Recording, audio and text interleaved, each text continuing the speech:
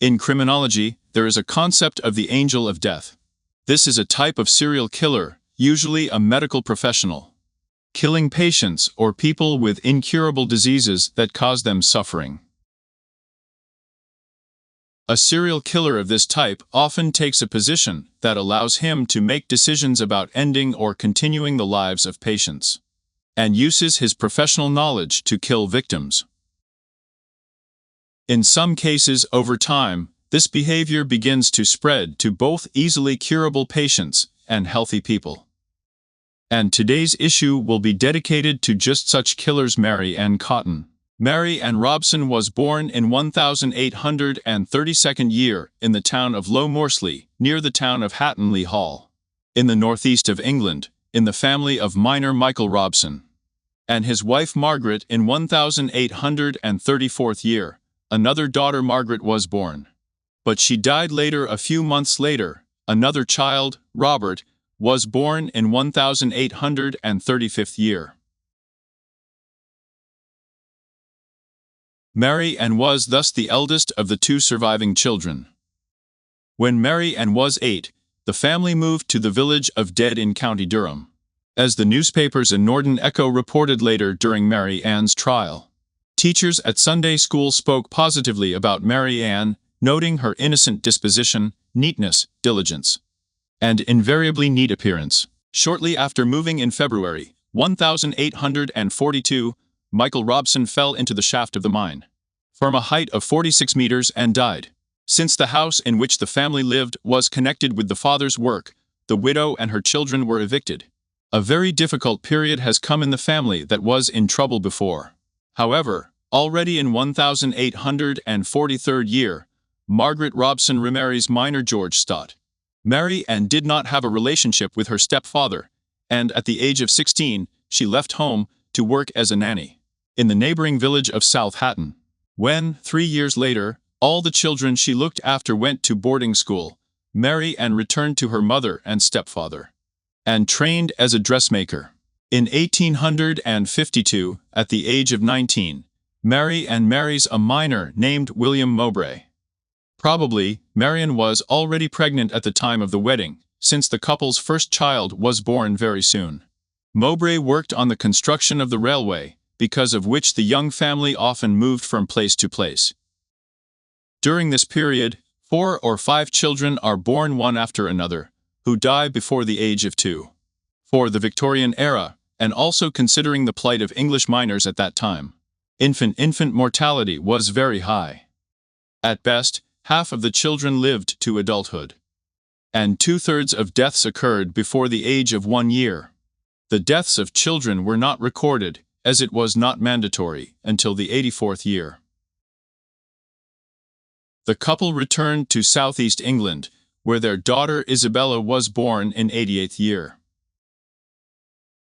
A fire worked on the starboard vessel for a while, and then the children born at Mary End continued to die.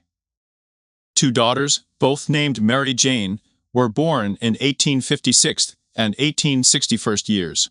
They died at the age of about 3 years. Robert William, born in 1863, and died a year later. All the children die from a mysterious stomach fever, an uncertain diagnosis of the time, including diseases such as typhoid fever, cholera, dysentery, or indigestion.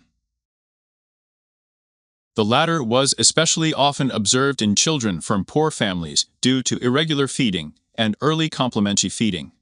In January 1865 year, William Mowbray dies of an intestinal disorder.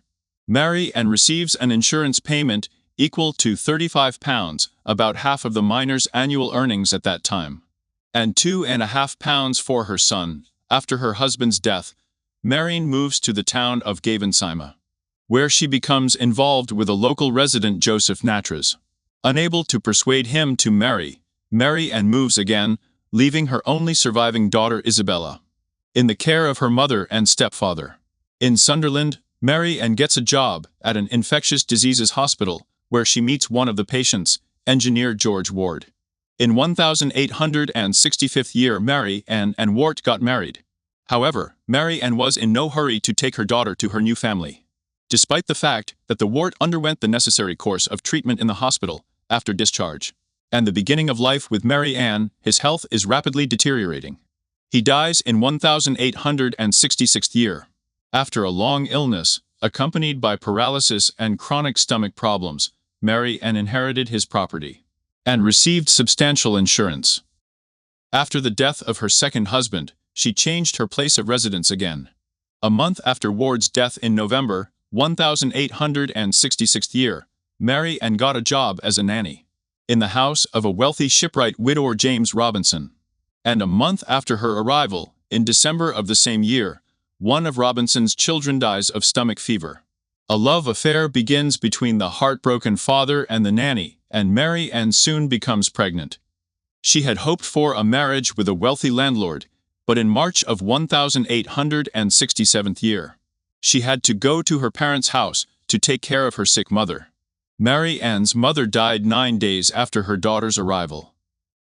With her only daughter at that time, Isabella, Mary Ann returns to Robinson's house, where 2 of Robinson's children and 9-year-old Isabella died during April as a result of an epidemic of stomach fever. James Robinson was unaware of Mary Ann's involvement and even interrupted the mourning period in those days to marry her. The wedding took place in early August, and at the end of November, the couple's child, daughter Mary Isabella, was born, who dies in March 1868th year, not having lived to 6 months. Thus, within a year and a half after Mary Ann's arrival, 5 children died of stomach fever in the house. Soon Robinson has the first suspicions about his new wife. She constantly demanded money, borrowed without his knowledge, and even forced Robinson's surviving children to pawn and sell valuables from the house and their late mother's belongings. Enraged, Robinson kicked his wife out into the street along with their second child, a newborn daughter. After wandering for some time, Mary Ann left the child with her friends, and she never came back for it. At the beginning of 1870, the daughter was returned to her father. In 1870, an old friend of Mary Ann, Margaret Cotton, introduced her to her brother Frederick Cotton, a widower with 2 children, Frederick Jr. and Charles Edward. Margaret helped her brother take care of her nephews, but soon she fell ill, and at the end of March 1870, she died of abdominal disease. Mary Ann and Frederick were married in September of the same year, despite the fact that Mary Ann was married to Robinson. Their courage was severely punished by the law. Mary Ann ensured the life of her husband and her 2 stepsons, as in the case of Robinson. Mary Ann was pregnant at the time of the wedding. Her first child, son Robert, was born 3 months after the wedding. At the beginning of 1871st year, Mary Ann resumed her relationship with her longtime lover Joseph Natras. In December 1871st year, Frederick Cotton dies, leaving the couple a 3-story house. Becomes Mary Ann's lodger. She herself gets a job as a nurse for a wealthy official, John Quick Manning, recovering from smallpox. The relationship with the patient soon turned into a love affair, and Mary Ann became pregnant from Quick Manning. But the marriage was prevented by John Natras, 2 stepsons, and his own 1-year-old son. First, in March 1872, Frederick Jr. dies. Then Robert, and then Natras. Mary Ann was left with 1 stepson, Charles Edward Cotton. It is known that in the late spring of 1872, Mary Ann sent the boy to the pharmacy for arsenic. However, the pharmacist refused to sell arsenic to the minor. Then Mary Ann asked a neighbor to buy the drug. In July, Charles died of stomach fever. This time, the death of a perfectly healthy child aroused suspicion. Thomas Rilloy, a junior government official, recalled that shortly before the boy's death, Mary Ann consulted about the possibility of a new marriage and mentioned that Charles would not create problems since he would soon depart, like the rest of the Cottons. Rilloy noted that the child was completely healthy and was very surprised when he learned about his death a few days later. Rilloy went to the doctor, who regularly examined Charles and convinced him to make an examination to confirm the initial diagnosis. The doctor listened, but a cursory check revealed no signs of violent death. However, the doctor preserved the tissues of Charles' organs and examined them in the laboratory, where traces of arsenic were found. The doctor contacted the police, and Mary Ann was arrested. However, the trial had to be postponed because the woman was pregnant again. Apparently, from kike mining. At the same time, the case attracted the attention of the press. Mary Ann, who had often changed her last names and place of residence before, found herself in the center of public attention. The number of deaths accompanying her life path aroused suspicion in her address. Rumors began to spread that frightened the would-be groom Quick Manning. The bodies of Charles Cotton and Joseph Troze were exhumed. Arsenic was found in the tissues. The court refused to try Mary Ann for crimes that would be difficult to prove due to the limitation of years, so she was officially charged with only one episode.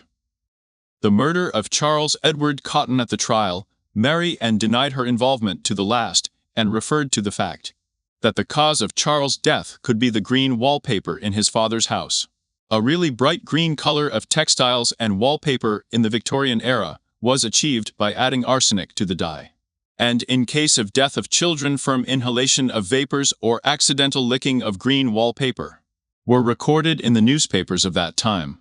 In fact, arsenic was widely used in everyday life, for example, during cleaning and in industry. So it was sold completely freely. The court, however, did not find these arguments sufficiently convincing. Mary Ann was opposed by the autopsy results of her stepson. The testimony of the doctor and Thomas Riley, as well as other witnesses who saw Mary Ann buying arsenic, or rejoicing in the insurance contract received after another death. She was found guilty of murdering her stepson, Charles Cotton, and sentenced to death by hanging. Mary Ann Cotton was executed on the 24th of March, 1873 year in the city. For nothing during the execution, the executioner incorrectly calculated the length of the rope, so the convict died not from a rupture of the cervical vertebrae, as happens when a body falls from a height, but from strangulation with a noose within 3 minutes. Jane Topin Enora Keller was born on the 31st of March, 1854 year in Lowell, Massachusetts. In a poor family, among whose members there were people with mental illnesses, she had a sister. In 1863, the father sent both girls to a Boston orphanage, where they were then given to families as servants of students. Enora got Cantopin, who gave her a new name Jane. But she didn't formally adopt her, and didn't give her her last name, and had a daughter, Elizabeth. Her own daughter was a favorite, and Jane was constantly subjected to insults and humiliations. She quietly hated the foster mother and her own daughter. But despite this, she continued to live with them, even after she was officially released from custody. In 1874. In 1885 year, Jane Topin began studying to be a nurse. She used her patients as guinea pigs in experiments with morphine and atropine, independently changing the prescribed dosages of drugs, and observing how it affects their nervous system. She touched unconscious patients and got sexual satisfaction from it. In 1899 year, Jane killed Elizabeth, her own daughter in Topin, with a dose of strychnine. In 1901 year, Jane killed the wife of an elderly man, Alden Davis, and after her death began to take care of him. Within a few weeks, she killed Davis himself and 2 of his daughters. Then she returned to her hometown and began caring for the husband of the late Elizabeth Topin. By this time, the surviving members of the Davis family demanded a toxicological examination for the youngest deceased daughter of Alden Davy. It was established that she was poisoned on October 26, 1901. Jane Topin was arrested for murder. First, she confessed to 11 murders, and then to all 31. She explained her crimes by the desire to kill as many people as possible, helpless people, than any other man or woman who ever lived. On July 23, 1902. The court found her innocent because of insanity, and he ordered her to be placed in an insane asylum, where she remained until her death. Jane Topon died in 1938 at the age of 84.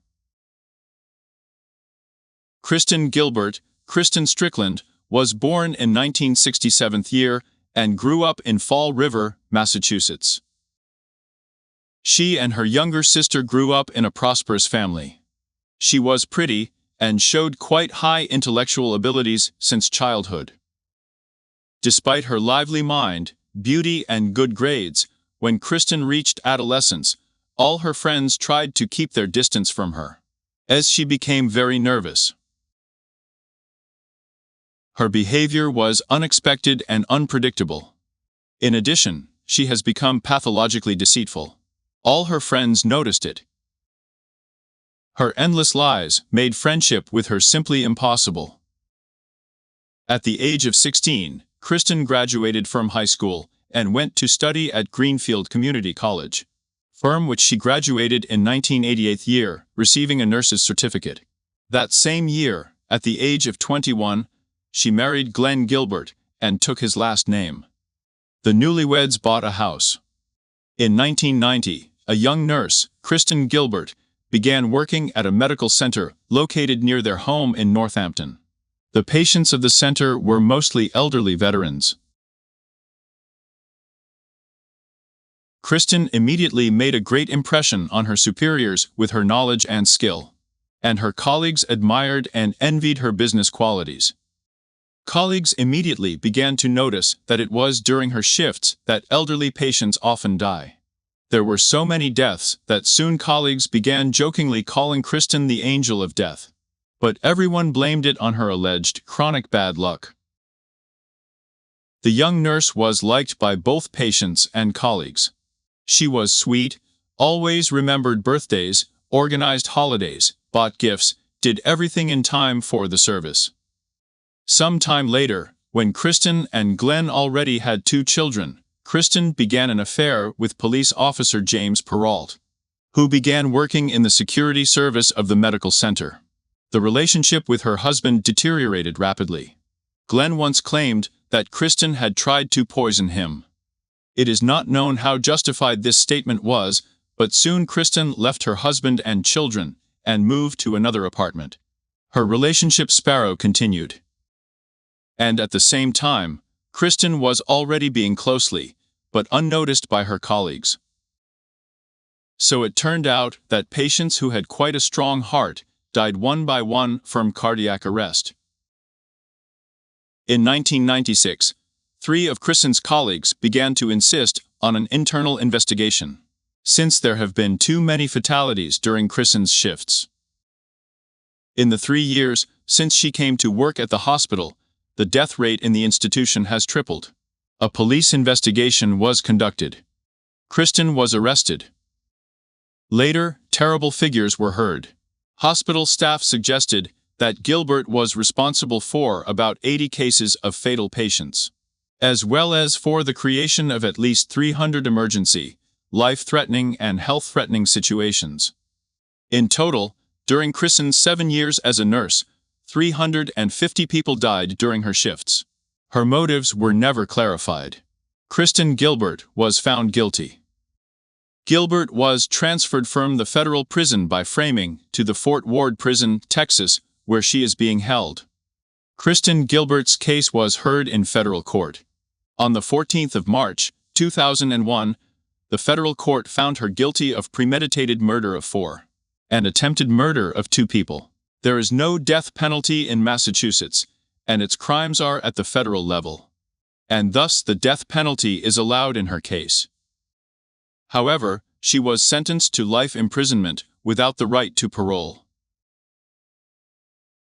Janine Jones was an orphan. At an unnamed age, she was adopted by the family of a nightclub owner. Until the end of the 1970s, Jones worked as a cosmetologist, after which she went to nursing school in 1968 year. She married a guy with whom she had been in a relationship since high school. 1 child was born in the marriage. In 1974, they divorced. But 3 years later, they got back together and they had another child. Shortly before her arrest, Jones married a 19-year-old nurse who soon after filed for divorce. At work, Janine Jones injected children to cause them seizures. And then she treated them herself, hoping in this way to get praise for good work. But many children simply did not survive after this. The exact number of murders remains unknown, as the records of Nurse Jones' actions stored at the hospital were destroyed. To prevent further litigation after her first conviction, it is believed that the victims of Jones were from 11 to 60 children. In 1985, Jones was sentenced to 99 years in prison for the murder of 15-month-old Chelsea McClellan. And in 1986, 60 more years were added for the attempted murder of Roland Santos. However, according to local laws, due to overcrowding in prisons, she was supposed to be released on March 1, 2018, having served a third of the original term. To prevent this from happening, on May 25, 2017, Janine Jones was charged with the murder of 11-month-old Joshua Sawyer, committed by her on December 12, 1981. Thus, immediately after leaving prison, Jones was detained indefinitely for a new trial. In April 2018, she was charged with 5 more murders. Currently, Jennifer Jones continues to serve her sentence. Every 2 or 3 years, she submits a request for parole. None of the 6 requests were satisfied. Beverly was born on the 4th of October, 1968th year, near the city of Grant, the Earl of Lincolnshire, Great Britain. In the large family of Charles and Christina Allett. Besides her, there were 3 other children in the family. 2 sisters and a brother. My father worked as a shop assistant, and my mother worked as a cleaner at school. Beverly Allett attended Charles Ritz Candor Modern High School. And already in her teenage years, she began to show mental problems. Ollie often cut herself in order to attract the attention of others. At the age of 16, she tried to enroll in the prestigious girls' school. However, she failed the entrance exams because she worked as a babysitter at home. And she was forced to go to college to be a nurse. In 1991, Beverly Ollie graduated and began working as a pediatric nurse at Grant Enke. Ollie's first murder was committed on February 21, 1991, poisoning a 1.5-month-old Liam Taylor with a large dose of insulin. Alex's next victim was 11-year-old Timothy Hardwick, suffering from cerebral palsy, whom she poisoned on March 5, 1991st year in the same month. Ollie attempted to murder 9 more children, but they all survived. On April 1, 1991, Ollie injected a large dose of insulin to 2-month-old Becky Phillips, who died 2 days later. The last victim of 1.5 Claire Pack deaths in a short period of time forced the police at the end of April 1990.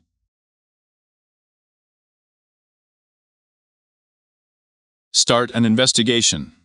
Detective Stuart Clifton found that only one nurse, Beverly Ollie, was with the children all the days of the incident, who also had access to strong drugs. On May 21, 1991, Allett was arrested on suspicion of committing all the murders. Soon she was charged with 4 murders, 11 attempted murders, and 11 cases of causing serious harm to health. Beverly Allett refused to admit her guilt on all counts of the charges.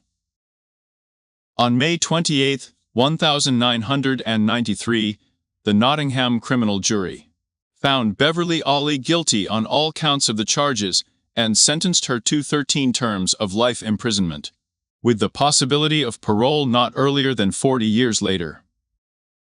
In the last word, Alt did not admit guilt in the crimes committed. On the 6th of December, 2007 year, the London court granted Ollie's appeals and reduced her minimum sentence for parole from 40 to 30 years, as a result of which she was able to file a petition in May 2021 year. Elizabeth-in-law Elizabeth May Parker, who succeeded Elizabeth Tracy Mavitt Lawfer after her marriage, was born on June 10, 1967th year in the town of Woodstock, Ontario, Canada. Her parents were Baptists in the early 1980s. She graduated from Huron Park School, after which she received a bachelor's degree in religious studies from Heard College and Seminary, after which she studied as a nurse at Conestoga College. The medical license was issued to her on the 8th of July, 1995th year. Later, Parker got married and took her husband's surname, Wetlaufer. For many years, Wetlaufer suffered from drug addiction. Because of this, she divorced her husband and stopped communicating with almost all relatives. Neighbors spoke about the criminal only from the positive side. During the 2007 to 2016 years, Elizabeth Vetlau worked as a nurse in 3 different institutions for the care of elderly people. As the investigation was able to establish, Wetlaufer made the first 2 attempted murders as a nurse in Curry St. Clair on June 25 and December 31, 2007, trying to poison the insulin injections of seriously ill nurses, 87-year-old Clothita Adriana and Albina Demidares. However, the doses of insulin administered to the victims were insufficient to kill the patients. However, they soon died of natural causes. On the 11th of August, 2007 year, I received a letter from the deadly veteran of the Second World War and father of 6 children, James Silkex. In March 2014, she killed 84-year-old Morris Grant, 87-year-old Gladys Milord, 95-year-old Helen Matheson, 96-year-old Maria Zhuravinsky, 90-year-old Helen Young, and 79-year-old Maureen Pickering, and also attempted to murder 63-year-old Michael Pridlow and 57-year-old Wayne Hedges. However, in the same year, she quit the medical center and began working part-time as a nurse for seriously ill patients at home and in several other medical institutions. In the 2015-2016 years, she attempted to murder 7 Sandra Thaler and 6 8-year-old Beverly Bertram, and also killed in September 2016 year. Suffering from drug addiction, Vetlaufer went to a rehabilitation center in Toronto. On September 16, 2016 year, she confessed to an employee that while working as a nurse, she was engaged in the murders of her patients, and those in turn. Conestoga College, which had previously issued her a license, and law enforcement agencies were aware of this. On September 30, 2016, Vetlaufer voluntarily refused a medical license by writing a 4-page letter to an educational institution, in which she also confessed to the murders of her patients. In addition, Elizabeth Wetlaufer said that she had already confessed to committing the murders to her lawyer. However, he recommended keeping it a secret and also did not inform the police. Elizabeth Wetlaufer was officially arrested on October 25, 2016, with charges of committing 8 murders, after an additional investigation of her medical activities. On January 13, 2017 year, the criminals were also charged with 6 cases of attempted murder, including 2 of them under aggravating circumstances. On the 1st of June, 2017, Vetlaufer pleaded guilty to all charges, and on the 26th of June of the same year, she was sentenced to life imprisonment without the right to parole for 25 years. In the last word before the verdict was announced, she repented and asked for forgiveness from everyone present in the courtroom. Until March 2018 year, she served her sentence in the Grand Men Correctional Institution in Kitchener, Ontario, Canada, but then she was transferred to the prison hospital at one of the correctional institutions of Montreal to provide medical care due to aggravated diabetes. Nils Hegel grew up in Germany. His father worked as a nurse, and his grandmother was a nurse. According to Hegel, he was not subjected to domestic violence. In the year 2004, Hegel got married. In the same year, his daughter was born. In 1999 year, he got a job in the 211th ward of the intensive care unit of cardiac surgery in one of the clinics of Oldenburg. In August of the 21st year, the doctors and nurses of the clinic held a meeting at which Hegel was also present. The topic of the meeting was an unusual spike in deaths and sudden transitions in the condition of patients, critical over the past few months. It was later determined that 58% of these incidents occurred while Hegel was on duty. After the meeting, Hegel went on sick leave for 3 weeks.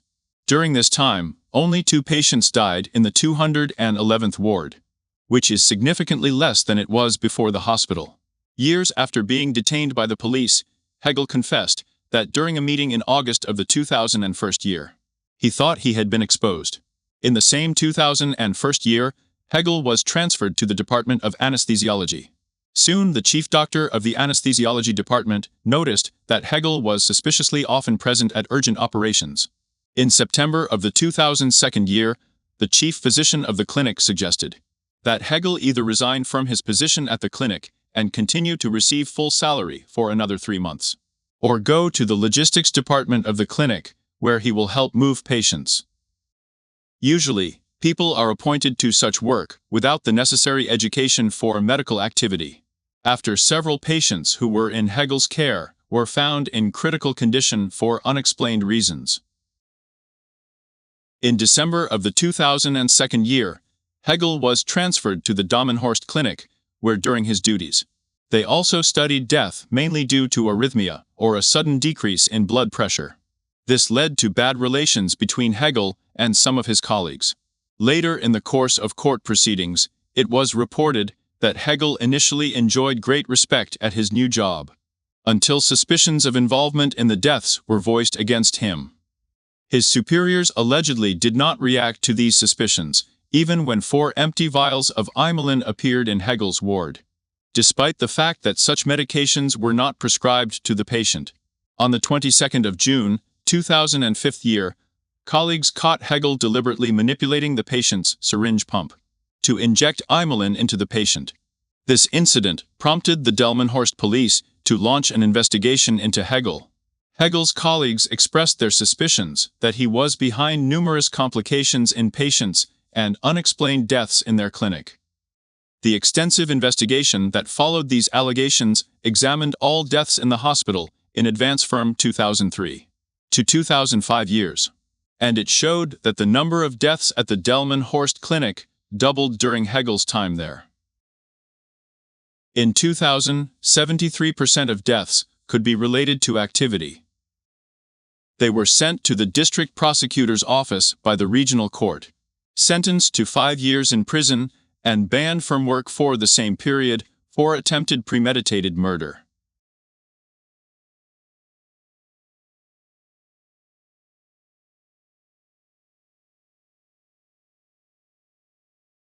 The plaintiff appealed the verdict, and subsequently a higher court overturned it. In June 2000, Hegel was sentenced to 7.5 years in prison and a lifetime ban from work. In January 2000 of the 14th year, the District Prosecutor's Office of Oldenburg began investigating incidents at the clinic. In September of the year 2014, Hegel was charged with 3 counts of murder and 2 counts of attempted murder. Hegel joined the investigation and confessed to committing 30 more murders. The investigation found that Hegel had about 90 unauthorized injections. 60 patients were successfully resuscitated. On February 28, 2015, Hegel was sentenced to life imprisonment. Investigators voiced a version that Hegel acted in order to demonstrate his resuscitation skills after injecting the drug, and the beginning of its action, bringing the patient to his senses in order to impress his colleagues and out of boredom, amid suspicions that Hegel may be responsible for even more deaths. The police launched a major investigation in October of the 2014 year, after which about 200 similar deaths were identified. Since November of the 2014 year, a special cardio commission has been studying other deaths during Hegel's tenure as a nurse in various clinics. A total of 134 bodies in Germany, Poland, and Turkey were exhumed and opened. During the 3-year investigation, more than 200 deaths were reviewed. 134 exhumed bodies were buried in 67 cemeteries. In many cases, the bodies had decomposed, so it was impossible to detect any traces of drugs. 101 patients who died during Hegel's tenure could not be subjected to an autopsy, since the remains were cremated. In the year 2015, the alleged victims were exhumed in Dunder, and an autopsy revealed traces of heart medications. In November 2016, the authorities announced that they had been able to prove 37 murders attributed to Hegel in the period from December 2000 to June 2005 years. According to the statement of the director of the Special Cardio Commission in August 2000 of the 17th year, the proven murders of Woldenberg-Illmann-Horst were just the tip of the iceberg. Since Hegel was sentenced to life in prison without the right to parole at that time, further trials will not change his sentence, but either find him innocent or guilty of further charges. Since the death penalty is constitutionally prohibited in Germany, Hell's criminal record already provided for a maximum penalty of life imprisonment, without the right of early release. On August 28, 2017, the police announced that they had concluded that Hegel was responsible for the deaths of at least 90 patients, including 6 for which he had already been convicted. He admitted to an undisclosed number of deaths, but in most cases could not recall specific details, although he did not deny that he might be responsible. In November 2000 of the 17th year, the total number of victims prescribed to Hegel was revised and increased to 106. However, some deaths are still being investigated.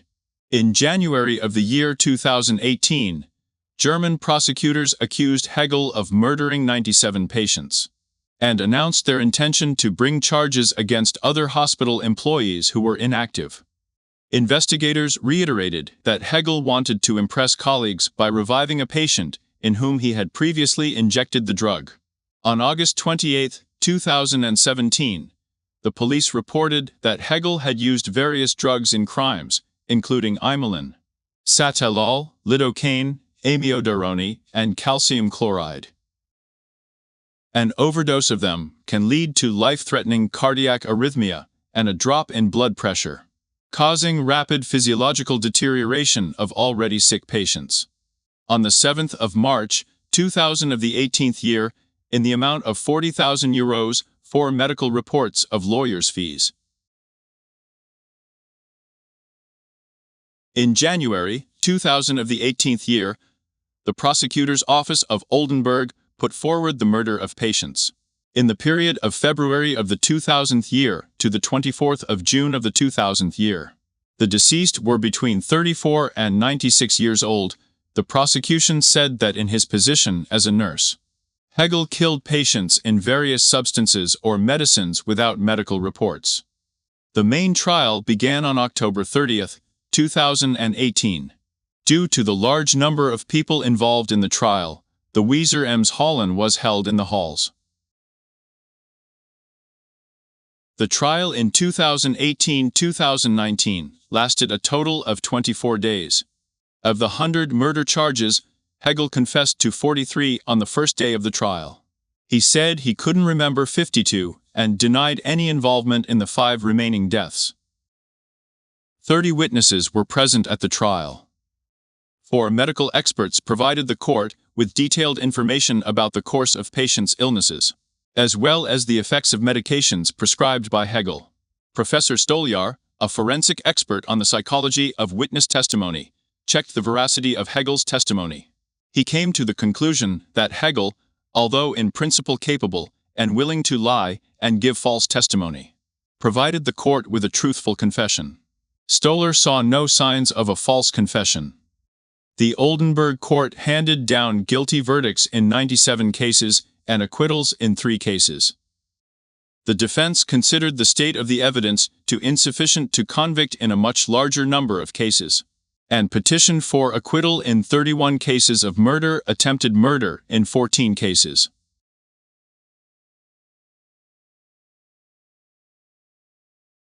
On the 6th of June, 2019, the Court of Oldenburg sentenced Hegel to life imprisonment. Taking into account previous convictions, the court determined the severity of Hell's guilt, a German legal term that significantly increases the severity of the relevant sentence and excludes the possibility of early release after serving 15 years. He was found guilty of 85 separate murder charges and not guilty of 15 more murder charges. Hegel and the joint plaintiff appealed the verdict, but the court rejected the appeal. After the verdict of the 2015 year came into force, both the Delvenhorst Clinic, now the Joseph Delvenhorst Hospital, and the Oldenburg Clinic, announced their intention to pay compensation to the relatives of the victims. In July of the 2015 year, both clinics announced plans to become the first clinics in Germany to introduce a process called qualified autopsies with the involvement of an additional coroner. The introduction of this rule for two people is aimed at preventing unnatural causes of death as a result of criminal acts that went unnoticed. Aina was born in 1900 in Finland. She was accused of killing her victims, elderly patients, with the help of medicines by a patronage nurse at the Mariinski Hospital in Helsinki in the 4th 2009 years. A forensic psychiatric examination concluded that the woman was in her right mind when committing crimes in the 2010 year. The Helsinki County Court sentenced Nayak to life imprisonment. 12 years old. For 5 murders and 5 attempted murders. On appeal, the court upheld the verdict. November 22, 2012. The Supreme Court rejected Nayak's appeal and upheld the earlier verdict. In May 2020 year, the Court of Appeal rejected her application for early release after 12 years in prison, the earliest possible release date for life imprisonment in Finland. The next application for early release will be considered in 2 years. Thus, New Capco will spend at least 14 years in prison. Harvey Donald. At the age of 18, Harvey began his medical career working as an orderly in a hospital in the USA, Kentucky. He later admitted that he had killed at least a dozen patients in 10 months of working here. Harvin insisted that he killed some patients out of sympathy for their suffering. Harvey's crimes have not been discovered for 17 years. The true extent of his atrocity will never be known. He used numerous methods to kill: arsenic, cyanide, insulin, suffocation, various poisons, morphine, disabling the ventilator, hepatitis infection, and the like. Harvey was sentenced to life terms. He died on the 30th of March, 2017, after being found beaten in his cell the day before. Harold Shipman, Harold Frederick Shipman, was born on January 14, 1946 year, in a family of devout Methodists. At school, he felt superior to his peers. Parents were proud of their son's success. When Harold was 17 years old, his mother Vera died of cancer. Then, he decided to become a doctor to help people fight diseases. In 1965 year, Shipman entered the medical faculty of the University of Leeds. Studying was easy for him. Shipman had a lot of free time. He became friends with the daughter of the owner of the apartment where he rented a room. Soon she became pregnant. In November 1966, they got married. In 1970, Shipman graduated from the university and got a job as a district doctor in the city. His wife worked part-time as a nurse at the registry of a local polyclinic. The couple raised 4 children. In 1974 year, Shipman was noticed in the theft of narcotic drugs. He was stripped of his medical title, put on trial, and sentenced to a fine of £600. After the verdict, Shipman underwent a course of treatment for drug addiction in 1977 year. He was restored to the profession of a doctor. The family moved to Harold took up private practice. Investigators believe that Shipman committed the first murder in 1984. He came on a call to an elderly woman who complained of joint pain. The doctor offered to inject her with painkillers. The old lady agreed. And Shipman injected 30 milligrams of morphine into her vein. The pain receded immediately. The doctor sat and carefully watched as the pensioner slowly and painlessly dies. After the death of the old lady, Shipman took a cheap souvenir from the table and left the house to return the next day and record a natural death. In order to completely protect himself, Shipman insisted on cremation of the corpse. According to British law, this required the conclusion of 2 doctors. But in practice, the second doctor, without going into details, simply confirmed the decision of his colleague. Shipman began killing his patients by injecting them with morphine. He regularly walked around his precinct, visiting patients assigned to him on duty, or just to check in. The victims of Shipman, as a rule, were elderly retired women, former workers of local factories, secretaries, housewives. After each murder, he took some trinket as a keepsake and sent condolences to relatives. He also began to forge the will of the deceased, making a profit. In 1998, Kathleen Grady, the widow of the former mayor of Hyde, died. According to her will, she left her doctor £350,000. Such a will raised serious questions from the daughter of the deceased Angela. A lawyer by profession, the will was written in capital letters and with grammatical errors. But Angela knew that her mother was in perfect physical and mental order. And I didn't make any mistakes in English. She compared the inscription on the will with the real one. And then she called 2 witnesses, in whose presence the will was allegedly executed. Witnesses said that no will was signed. Angela had difficulty getting exhumations when the remains of Kathleen Grundy were removed from the grave. The examination showed that she died of an overdose of dimorphine. Shipman was summoned for questioning, but he was in no hurry to confess. The police did not want to put pressure on the respectable man. The will was disputed, but no one was accused of murdering the doctor. When the police took up the case of the killer doctor, it turned out that many suspected him. Local taxi driver John Shaw, who often drove elderly ladies, including Kathleen Grundy, kept a list of Harold Shipman's deceased patients, which he then handed over to Inspector Stan Egerton, who seriously took up strange deaths. There were 20 names on the list. Egerton demanded the exhumation of the corpses. By this time, word of the investigation had spread throughout Hyde. A relative of Shipman's patients began to file an application with the police department. Someone said that the doctor negligently conducted an examination of the corpse or did not conduct it at all. Others recalled strange explanations of the causes of death, persistent advice to cremate the deceased. Minor thefts were also mentioned. Shipman's secretary, Harold Shipman, stated in her testimony that after the death of each patient, the doctor blamed her earrings for what happened. When another patient died, it was, according to Shipman, only because I wore certain earrings. As Chapman said, for a long time, she did not associate the deaths of patients with Shipman's activities, and trusted the doctor to treat her relatives. As a result, Shipman killed her mother, mother-in-law, and 2 aunts. Out of 218 suspicious deaths, investigators selected 15 of the most obvious. The results of the examination were identical. Overdose of dimorphine. Shipman was sentenced to life. According to some British media reports, Shipman confessed to a cellmate that he had killed 508 patients.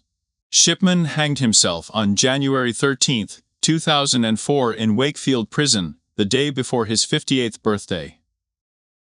If you liked this video, please like it and write a comment. Currently, this is the only possible and non-material support for the authors. Thank you all. See you soon.